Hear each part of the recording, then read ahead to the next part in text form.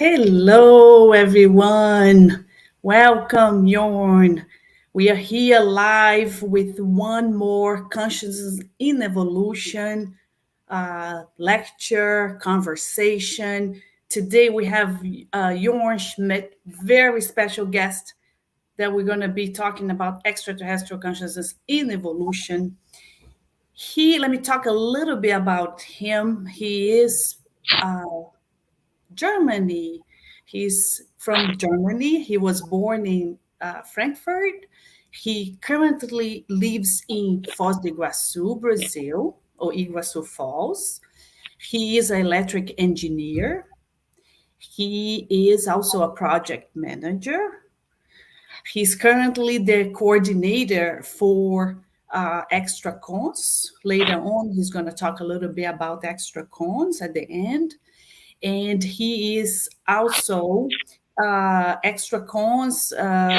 He's going to talk a little bit more, but let me give you a little bit of information about them. They do research about extraphysical consciousness, about extraterrestrial and extraphysical consciousness as well.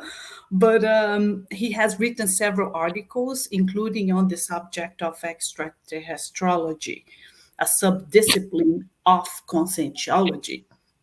So today, what we're going to be doing, we're going to be talking about extraterrestrial consciousness in evolution from a different, with a broader perspective. He's going to cover a lot of material.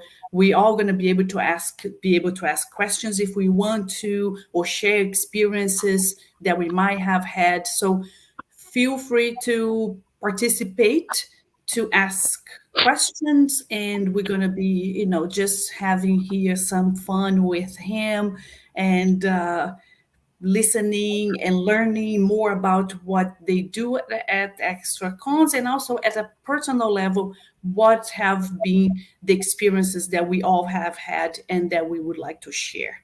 So without further ado, Jorn Schmidt, please welcome to Reaprendência Consciousness in Evolution Live.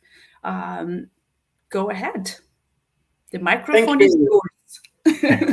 Thank you, Simone. Thank you for the opportunity to talk a little about extraterrestriality. And as you said, I also like to invite all you online to share your experience, ideas, your doubts or suggestions, questions on the chat, that we can have a little interaction. It's very important that we can see what is the vision of you, of my vision about extraterrestrial consciousness and evolution. Because of this, we can get a greater impression of what it is, evolution, where we are been, and what happened with us when we have encounters, for example, with extraterrestrials. So before we start the presentation, like always in conscientiology, I will present the principle of disbelief. Very important, because when we talk here, we have our subjective experiences, and it's good to have a critical mind always, and not only to believe what is given here or what do you hear. So the principle of disbelief is don't believe in anything, not in what you hear in this webinar. Experiment, have your own experience. So let's go for the first slide, and I have here some principal ideas about evolution and cosmos. The cosmos is the field of consciousness in evolution. Planet Earth is one evolutionary station of many. Each planet has a specific evolutionary task. When we talk about extraterrestriality, sometimes the people ask, are we alone? Are there others in the cosmos? Of course, the cosmos is a huge one. Cosmos is dynamic. In cosmos is life. Everything is moving. Movement always is a good thing for life. And even in the physics, we know that there are different planets who can also hold life like we have it here, or different ones. And for to deepen this first ideas here, which are for me very obvious. For me, it's very clear that we are not alone, and that the consciousness, humankind, for example, takes part of evolution in the cosmos. So let's deepen these first three ideas here and open our debate. Concepts of evolution. Different planets can have different environments and physiological bodies adaptations. What does it mean? So when we look here first at our planet, we have a very comfortable one. It's nice, we have sunny weather today here in Brazil. We have plants, we have animals, we have wind, rain, everything's very, very good. Different energies. And when I was thinking, when the people now talking about we can leave this planet for to go to Mars, for example, what will be the life in Mars? Different planet, different environment. So how is, when I compare only these two planets, how is the difference? So of course we have the constellation, it's different volume, density, gravity is different. Maybe the Earth is a little closer to the sun or longer from the sun. So it's also different.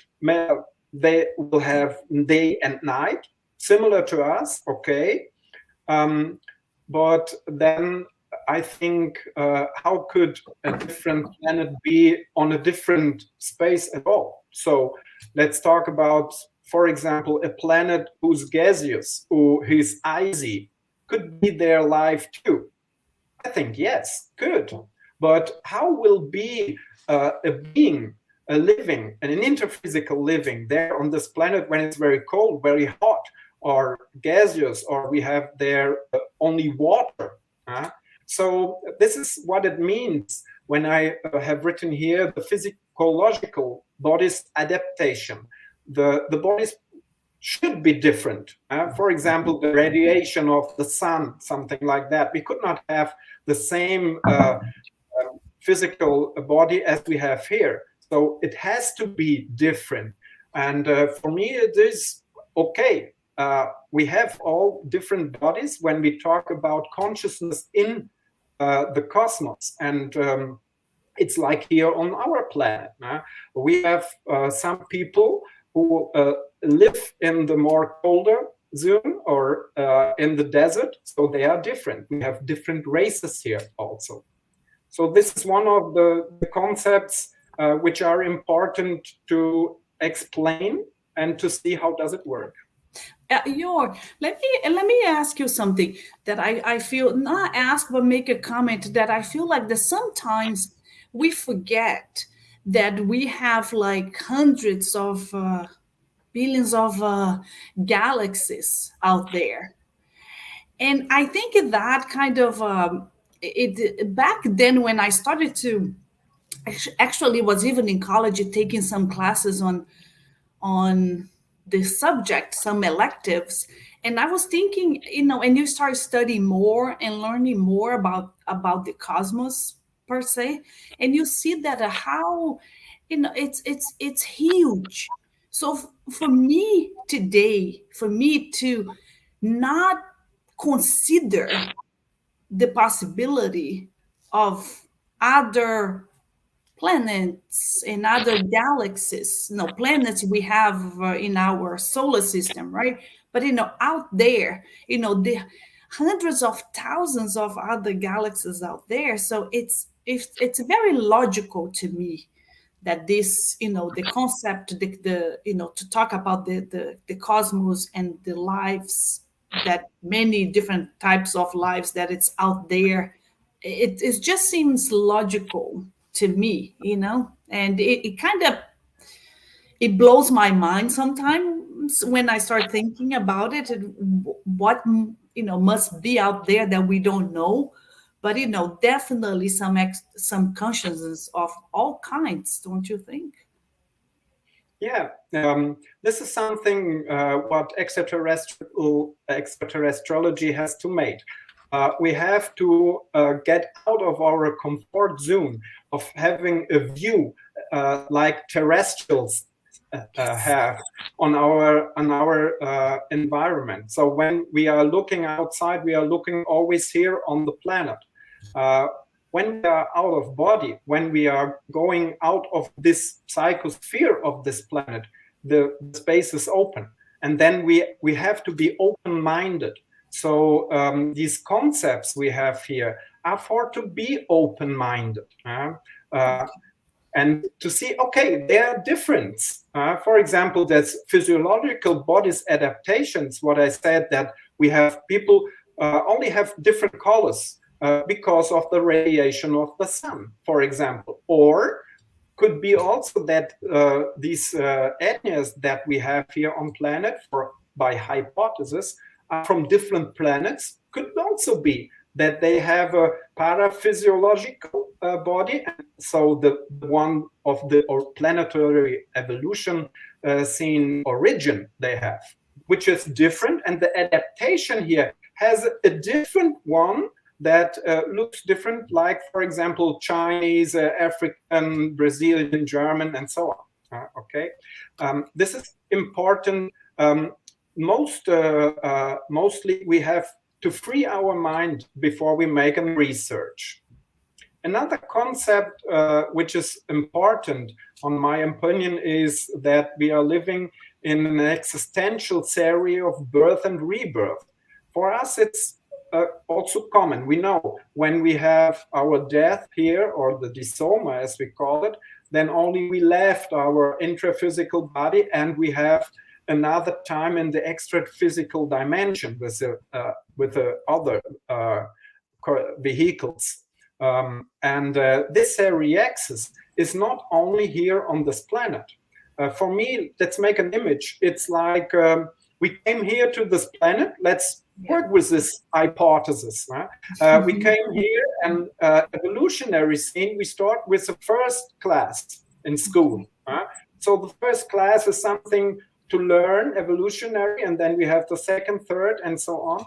And in the end, we come to a graduation level of planet Earth, and then we can go and continue on the next planet or a different space. So also this is something to be more open-minded. Could it be that we have planets which are very similar, but the planets have different environments, or let's say different methodologies, different schools for evolution? For example, our school here could be more on one item. For example, we have here war, and the people are very bellic. Maybe this is the school we have to make here to overcome this problem. And a different planet could be very similar to us. So, for example, also physiological bodies like humans could have a different school, like university. We have, for example, technological side, we have the philosophers or the arts or something like this. So the second concept here of the theory of existence, I think interesting to open the mind. This is also good to think of different planets with different tasks. And the third one is the concept of extra-physical transmigration, which could explain how life develops in the cosmos. When I said we have schools, for example, before we go to university, we have to have a school, a graduation before. So this is something different. Maybe it is the same with the planets. I like that. Yep. I agree totally with you. I think it makes sense that maybe that's why the idea of different levels of evolution in different planets. We probably have planets and groups of consciousness more evolved living in different planets, and we are here in this planet, and we might go to another one eventually, and so on and so forth. I think it's a logical assumption for us Yes. to make that. Like, right, you have to go to kindergarten before you go to middle school, and Yes, before and you then go high right to school, and high then you go to school, and university. then university, of course. Yes, so you have to be ready to do that. And for some reason we are here in this planet, right, to learn something. And Yes, and Dr. Valdo Vieira, he has a concept with the evolutionary scale, which is in this context very important to see. So when we have here the school system, we start with first class. So we have some consciousness coming here and then go step by step until they have the graduation. And this is a scale of evolution. And we will have different scales, maybe similar, but not exactly the same in each planet. So these are hypotheses we are working, and with our experience we have, for example, on different planets, we can share, and maybe you online have some experience with a different planet. We can think about, okay, how is the concept? For example, I have visited once a planet by helper. An extra-physical helper helps me to go out of my body, and we were moving to a different planet, the smaller one. And it was obvious not planet Earth, because I can see more than one moon, so and a huge one. And so Jorn, so you were yeah, saying, just for our guests to make sure, so a helper is an extra physical consciousness, right? So you had an out of body experience. Is that what it is? They helped you yes, get out of your body, and then assist you to go to another planet to have that experience, tangible experience, right? yes, it's like a teaching for me. It was like a Yes. teaching for me. Is a Yeah. How does it work in practice? So I was sleeping and I was more lucid, and I felt that I was not in this environment here anymore. So I was elsewhere in space, darkness, more or less like this. And I felt a consciousness beside me who puts me on a journey. So it was something very, very comfortable for me. I didn't have fear, nothing. So I just felt that probably was a helper, because my lucidity going on, and I had more information what's going on here. So this also took some fear of going on a journey. And then I felt this movement, and when we finished that, we were at this planet, and I have an encounter with an extraterrestrial consciousness, a man, also human body, like you and me. Sorry, not you, you're one. but Exactly. but in this In this case, life, yes. in this life. So we came together, and it was very interesting. He explains my doubts, what is about the life on this planet. Because first I felt there was so peaceful. There was very peaceful, not noisy things like we have here in the cities, very green, a florist and plants, but I couldn't felt so much animals, just birds. I can feel, I didn't see, but I can feel birds, not so much animals. And I couldn't feel that there are some citizens or something like that.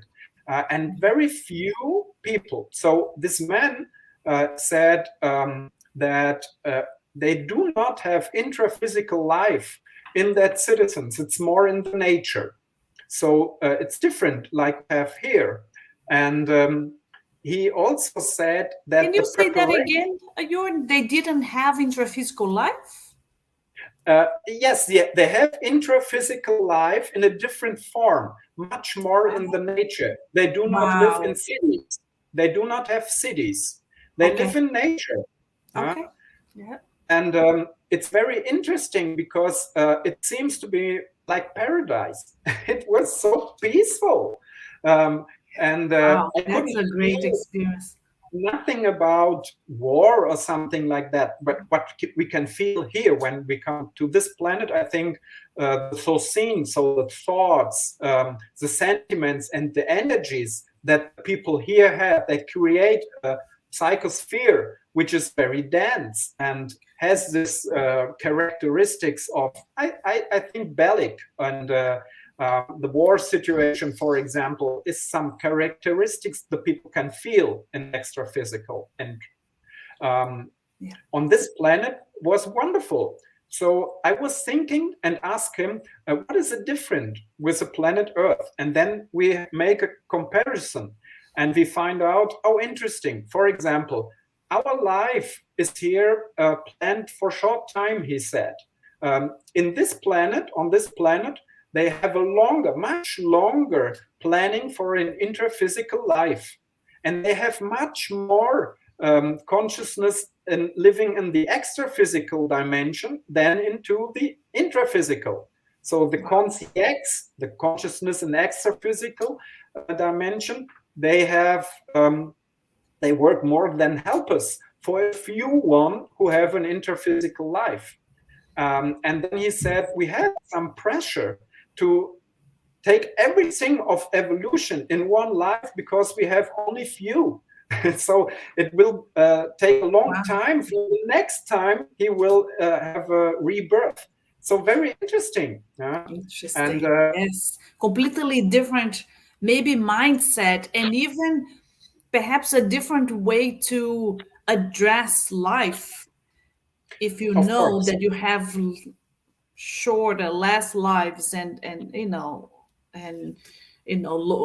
longer periods to plan for the next one, and knowing that you're not gonna have a long life, perhaps we would take less things for granted and waste less time with certain things. Yeah, maybe It's an some of interesting you. experience.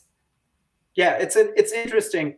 And we have also a college, an invisible college of extraterrestriality. We work weekly and have debates, and there we share our experience.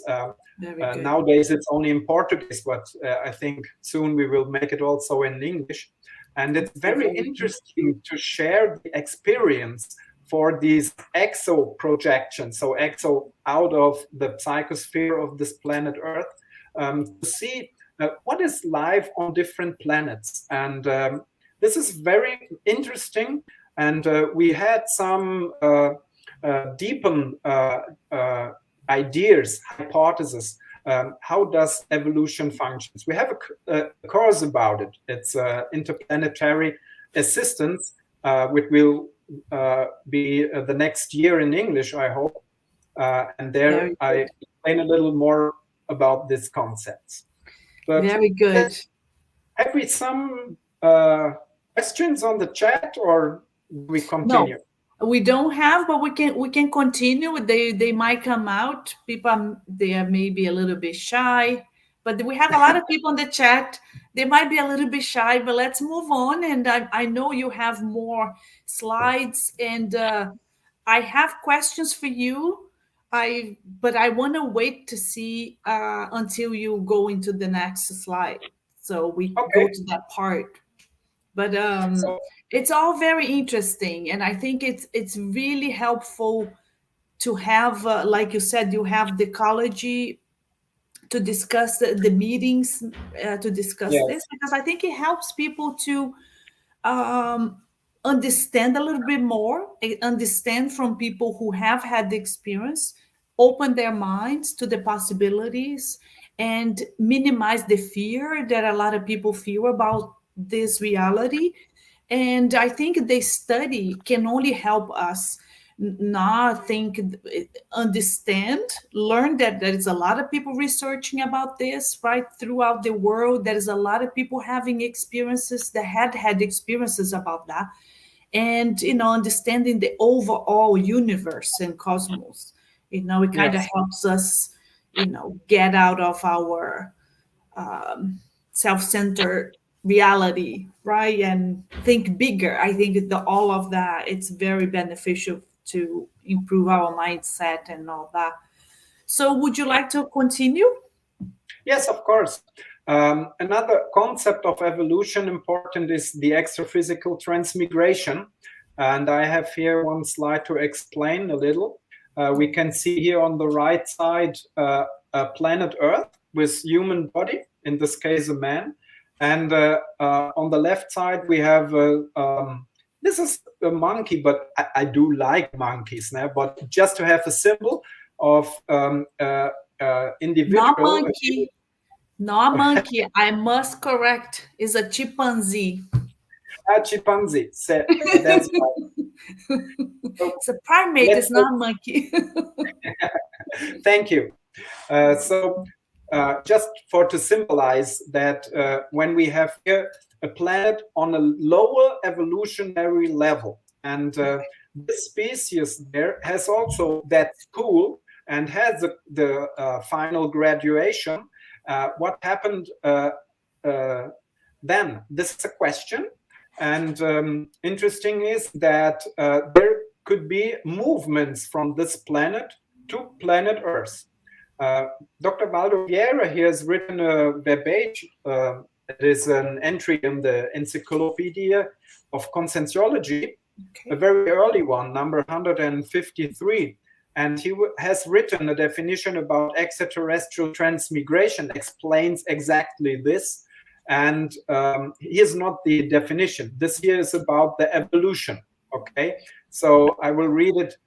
Evolutionary, resulting from the imposition of evolutionary levels. In this case, the voluntary establishment of peaceful consciousnesses on welcoming planets occurred in more advanced evolutionary conditions, amplifying and more comfortable for them. Okay. This could, for example, also explain, or could be one explanation, that we have here a superpopulation. So where does the humankind come from? Is it here that we have, like Darwin said, an evolution from a virus, from bacteria to plants to animals to humankind? It's, for me, it doesn't fit so much when I see Darwin said we come from the side of chimpanzees, but I couldn't see that the chimpanzees has something obvious, that they are in the development to be human, and there's only some of this race of chimpanzees, and we have here billions of human beings which are reborn today. So when we talk here about 8 billion humans on our planet, and we see a handful, and in this comparison, a handful of chimpanzees, it doesn't fit that they are all from this planet. Could be also that there are other concepts in conscientiology. It's very complex. But just think here, because here we talk about evolution in the cosmos, to see, okay, there's one concept who can explain one part of our superpopulation. Yep. Yes. I hope it's more or less clear to see. So we have different planets, and then we are in evolution. Yes, I think it is clear, and I feel like that it's an interesting concept and way for us to consider, because once you consider just one planet, right? It's your mind, it's limited. Once you consider, the and you have experience, and you consider the other planets being habited, having lives throughout the billions of years that we know that that life has been existing, that we can make an assumption even about that. But everything changes if we consider other life in other planets, right? And when we consider extra-physical reality, that's part of it, right? That's what we do in conscientiology, considering different lives, different realities, and the extra-physical perspective. changes everything. And there is no way to consider extraphysical perspective, in my opinion. There's no way to consider extraphysical perspective if we don't consider the cosmos as a whole. If I consider the cosmos as a whole, I have to consider other planets, right? And the billions of galaxies, other galaxies that we have out there. It's Also, vast. yes, and let's see how is it in praxis. Now, when I talk about this other planet where I met this man who explained the different kind of the evolution of this planet, I was thinking a lot. And Baldo Vieira, he has another concept. This is of the brothers and sisters planets. This is a very interesting concept, and I was thinking a lot of that. So when we're looking at our cosmos, the cosmos is born, well, maybe by Big Bang, and then the evolution comes that we have here one planet who can spend life. For me, it makes sense not to have only one planet to have this opportunity.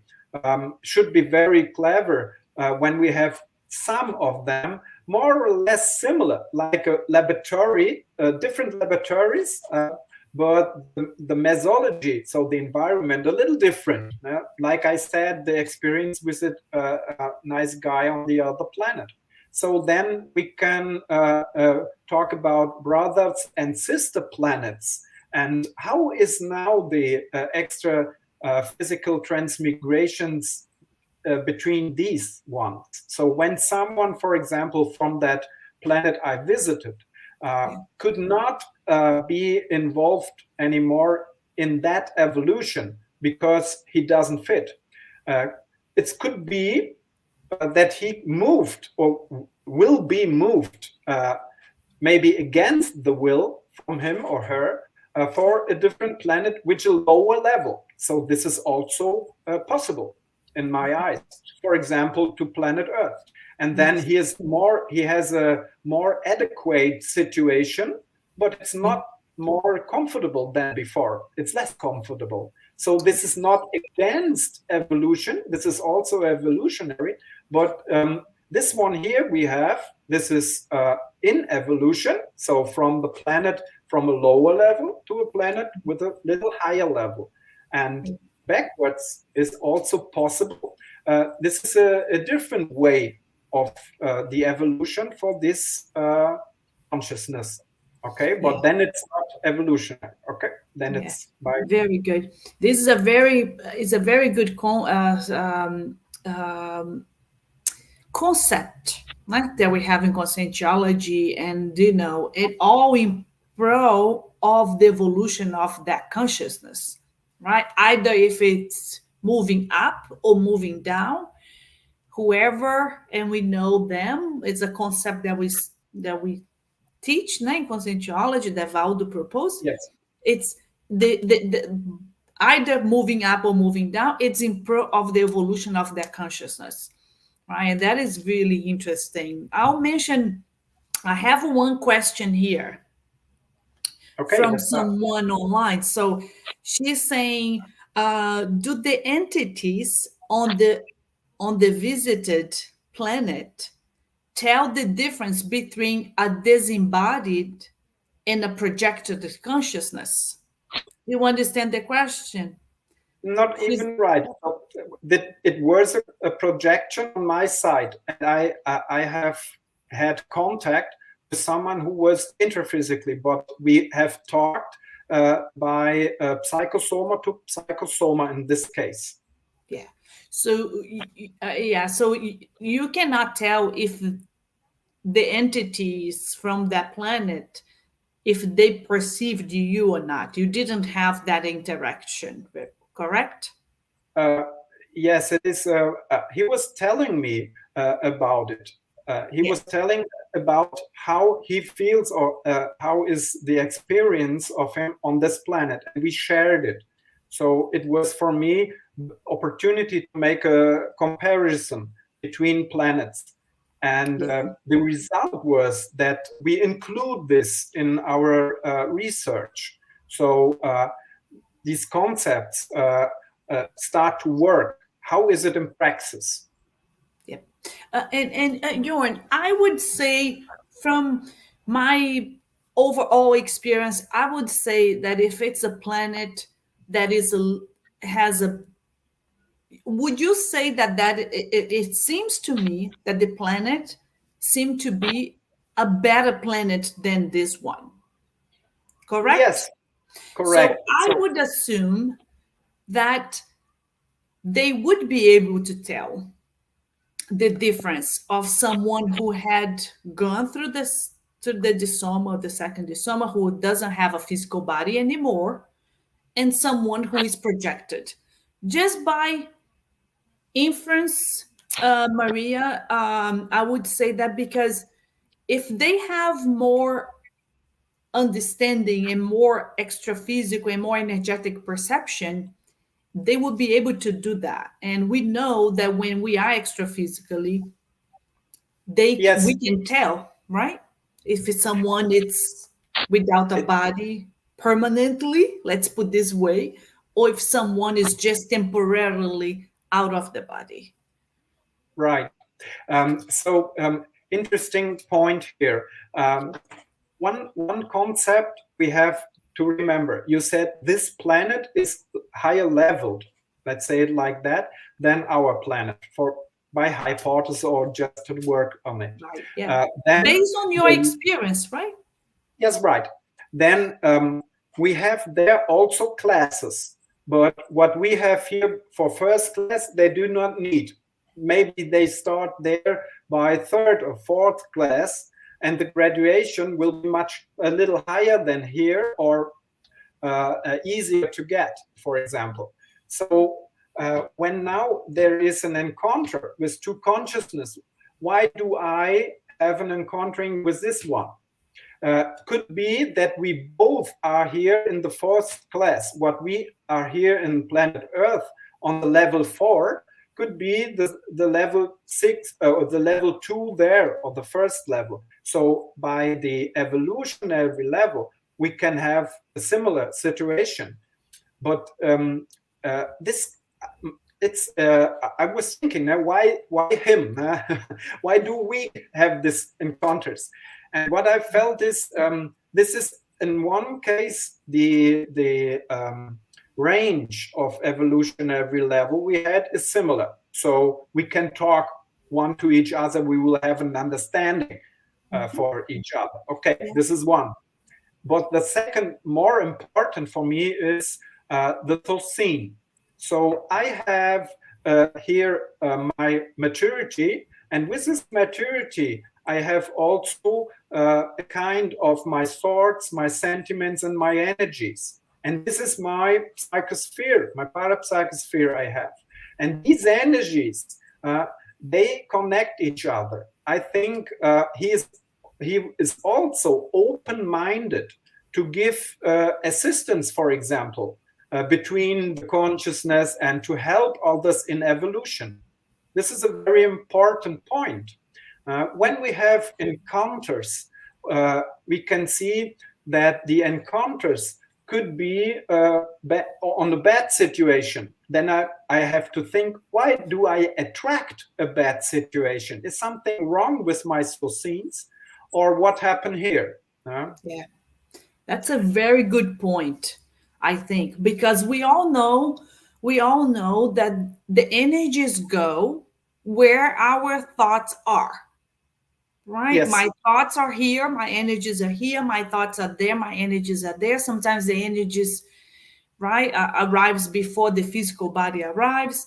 We all know this, right? It's common knowledge, in mainstream uh, society are already right understanding that. So it's a very common thing. And I agree with you. So this kind of tells us that if I want to have more experience with them, and if I want to have better experiences, I have to just put my thoughts into that. We know that it seems like that it's a logical way of a logical thinking. I think that if we know that peace, right? Overall peace is something of more evolved beings, Of right? course. That's logical, right? So, like you said, it seemed very peaceful. Usually, when we have an extra physical consciousness that it's more evolved than we are, we feel better, more lucid, more peaceful. We wanted, right, minimize all the conflict. So it's a common thing, right? I think we all agree on that. We can agree on that. Peace means better levels of evolution. So with that in mind, I would say that trying to evoke bad experiences like that is just trying to have a more peaceful holothosene or thosene. Yes, of course. And when we see what and what stadium our planet is today, we have wars. We are more pathological than we are school. So Valdo Yes, said that indeed. we are in a movement. We are in a change that we come from the hospital side, where the less pathological one helps the more pathological one. Yeah. But we are moving to that evolutionary school, and for this change, we have to see how can we help by that. So experience with other planets who overcome that change. They can show us how it is possible to make. Of course, the situation will be not the same. The situation there will be a different one because they have a different evolution. Obvious, okay. But it's interesting to see what techniques do they use for to overcome this. And on the next slide, may I show the next slide? Absolutely. On the next slide, we go on the practical side. So how is it in praxis? Encounters with extraterrestrial consciousness, or ETs, more short form. Have you ever experienced contact with ETs? Write it into the chat. Have you ever seen environment that doesn't exist on Earth? So what does it mean? Why do they show up to me? That was the question here I had with this guy on the different planet. Yeah. And the other question, how to evaluate the encounters, that we start here in our debate. That's what we are talking about now. So in my experience, most contacts with extraterrestrial consciousness are in the extra-physical dimension. Also biological, to see, I don't know how far is this planet I met, but I felt even in Psychosoma, it took a long time to go there. So of course, it's not in the Milky Way, it's elsewhere, I don't know. So to go there to meet someone intraphysically, this is very difficult. Much easier is to handle this by exoprojection. So we can leave our body, we can have out-of-body experience, so-called projections in conscientology, and we can have a goal. I want to go for a planet with some friends, for example. And in my case, it was a helper who was giving me a class of it. So with this thoughts I had and my scenes of wanting to help, and I practice the assistance daily, for example, to spend energies every day and also do other techniques. With this foreseen, we can contact people who also can help us here on our planet. Interesting aspect, I think. Yes, And indeed. the other one is every being has a specific evolutionary level. So the planet has this school, or the evolutionary planetal scale of evolution, and the level of lucidity and so on. And in that school, each one has also a specific evolutionary level. Yeah, that's I think important. Yes, very important, because everywhere, I think everywhere in the universe, it's, every inhabitant has their own evolutionary level, right? It's just the way, if we think bigger and bigger and bigger. So Jorn, I have a question for you. Why what do you think, why do they show up to some and not to others? Because I have seen people that have high interest, they want to see it. They even go in the far desert in California to be able to see them, but they don't. Yeah. And others that don't have a lot of interest, they come to them for some reason. Why you Yes. think is that? Because I don't have anybody in our chat. I'm telling you, they're a little shy today. So Yeah, this is very interesting aspect. So what happened? For example, I met some people who said, I have seen some extraterrestrial beings like intraphysical. And they said, I have met them intraphysically. And I had a little doubt because he said, oh, I was at home, I was standing there, and then he was in front of me like you are now. And I have face-to-face conversation. And it was more than 15 minutes. And after that, he disappears. And I said, okay, disappears, how? Did he use a door? I do not remember. How do he or she came? Have you left open the door and come in? No, I do not remember that. He wasn't, but he was in front of me, and I'm sure I was intraphysically. But then, in this case, I start with some doubts. And the hypothesis, is it extraphysical or intraphysical here? I think it was more extraphysical. So it was on the clairvoyance phenomenon. A different one, when we have a group and they've seen a flying object which is undefined, and there were standing 10 people, and 3 of them see, and 7 of them looking at the same place and didn't see. What happened here? And this is exactly the question. I think our parapsychic capacity is different. So someone has... You mean the parapsychism? Yes, that's the clairvoyance, for example. You can work with clairvoyance, you can train it, but the success is different. Some people have easy coming clairvoyance, other not. So this is something which is interesting.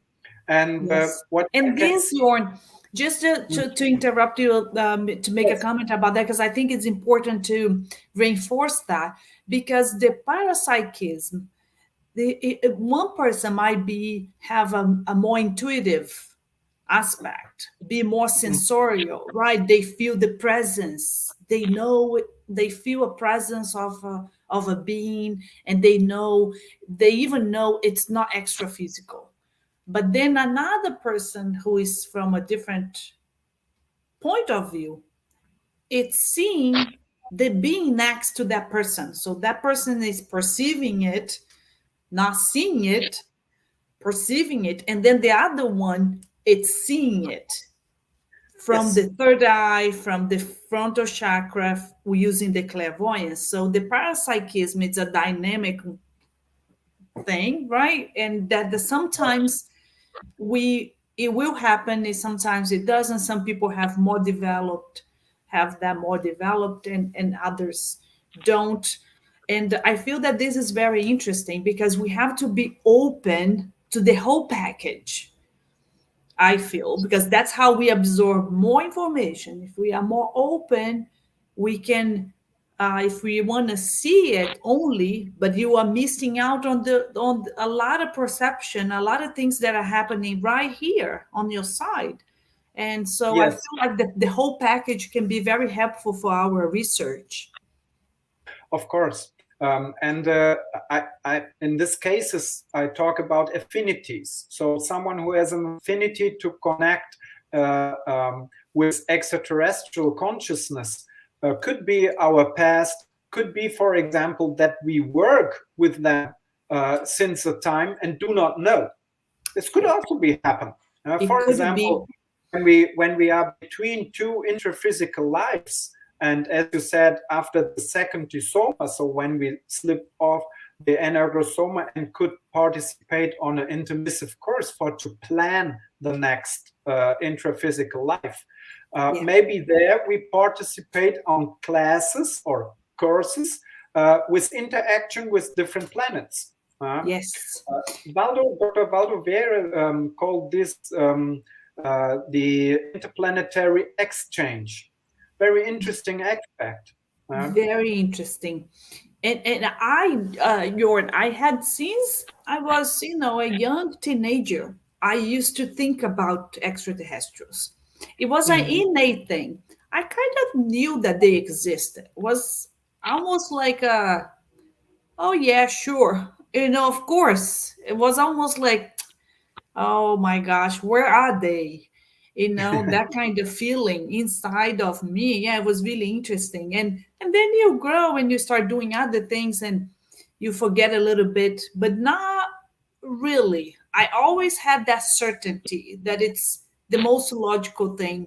Now with so much clarity and understanding that I have now, but an inner feeling that yes, that they were out there, and I feel like that this is kind of helpful for to researching more. And I have had friends that they have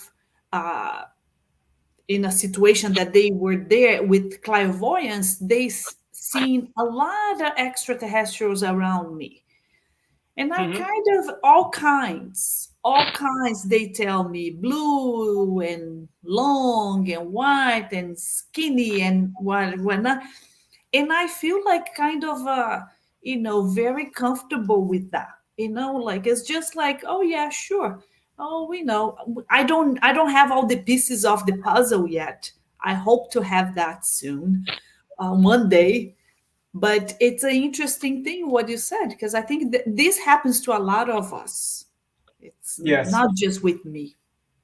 And let's make a working hypothesis. So when you have some friends who are higher involved, so they have an evolutionary level which is good, and they want to help us here on our planet, which is possible. And they like to work together with you and your energies. They are like extra physical helpers who work very cosmoetic. So their level they respect your decisions. They respect when you are not ready, that they do not force you. Hey, you have to do that. Let's go. Don't you remember? No, they wait. So they give you maybe smooth impulses. Yes, they are here, and you felt comfortable. So the difference here is that they can give you lucidity, for example, ideas of that, or just a good feeling. But all starts here with your decision. Have you made a decision to work more in assistance? This is a question. Or are you more connected with your ego working and are not ready to make assistance for other people or more people? Yes, so people from other planets, right?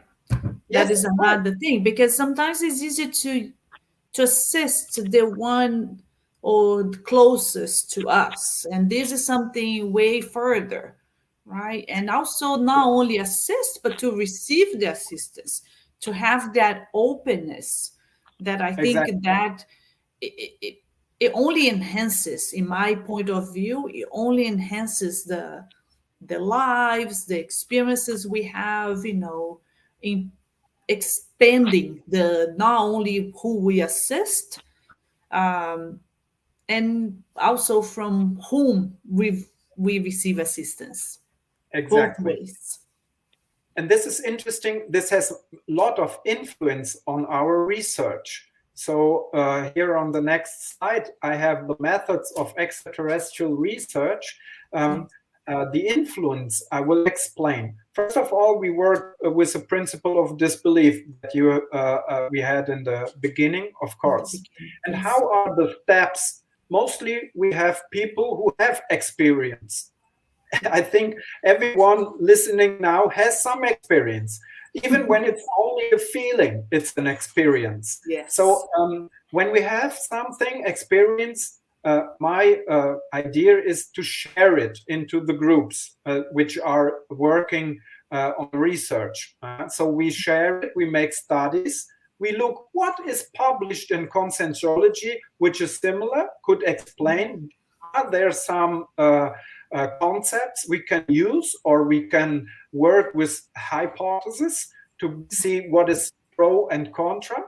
And with this, not only in consensuology, also everything which is published on that kind of experience, then we work with hypotheses and concepts to be more sure what happens, to have some idea, plan, or as you said, there are some pieces that left for an image. Then we start to create images, and these images we can fulfill with experiments. So experiments here are what I said, our parapsychism. So parapsychism, including out-of-body experience, are an essential element of extraterrestrial research based on the multidimensionality of consciousness. Absolutely. This is what is extraterrestriality. So we work on this. We make group experience. We also work with an interassistential dynamic of extraterrestriality, which is a group assistance work weekly. In our case, it is Wednesdays at night here in Foz do Iguaçu. We work 2 hours to spend energies. And this is something regular, to open a door and to create there a location which is safe to work on assistance. And we invite extraterrestrial consciousness to take part. And it's very interesting that our development of our parapsychism is going up. And we can feel that there is a practical assistance in that work. So if someone wanted to visit us here in Foz do Iguaçu at the CIA campus, they're all welcome, right? It's welcome. No? And very good. You can make also with your decision to work more on assistance, work with techniques of assistance. And Jorn, just in line with this about the experience, I think there's nothing. That's why we stick to the principle of disbelief from the beginning to the end, right? Because we know from our own experiences that there is nothing better than having your own experience.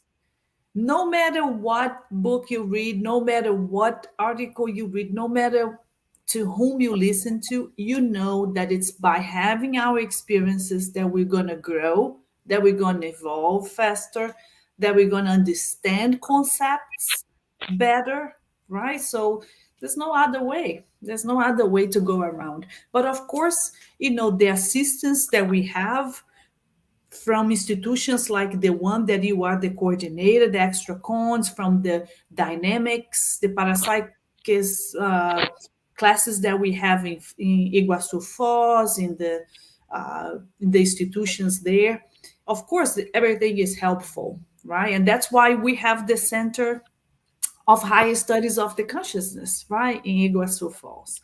So absolutely, I think this is so important for us to keep reminding ourselves, right? I think we all need to be reminded. We all need to be assisted. We all need a little help here and there, right? And it's all really, really good. And as you know, you are already putting your next slide there. We are getting to the end, so I'll let you move on, and then I'll finalize. Yes. So thank you very much for the opportunity once again to talk a little about it in 1 hour. It's not easy to present I something. told you. It's just a start. When you want to have more informations, we have a homepage, extracons.com, and you can write also an email if you like to participate on debates.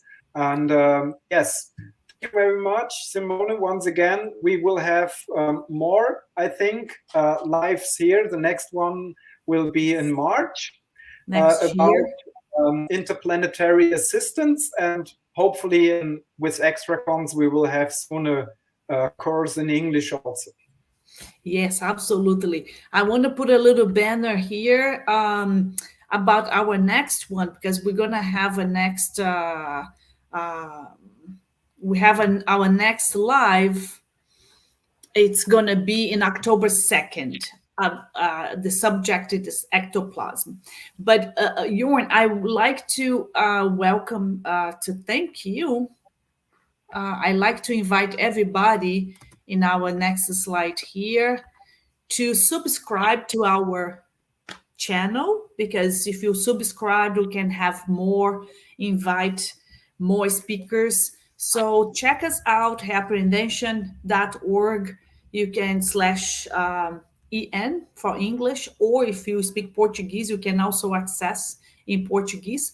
But I like to thank you, Jorn, and in participating. I hope everybody join us for the next one in March. Right, they have plenty of time to plan, and it's a real pleasure. I hope also that everybody can come and take part of our next one in October 2nd. As I mentioned, we misspell ectoplasm there, but that's okay. It's ectoplasm, the subject, next Sunday, not X, the Sunday, October 2nd. And just for you to know, we are live on the first and third weeks of each month. So we welcome everybody to the lives. We thank you everybody for attending, and we will be seeing you all soon. Thank you so much for participating. Thank you, Jorn, again. It was awesome. Thank you so much. Bye Bye bye. bye. See you guys soon.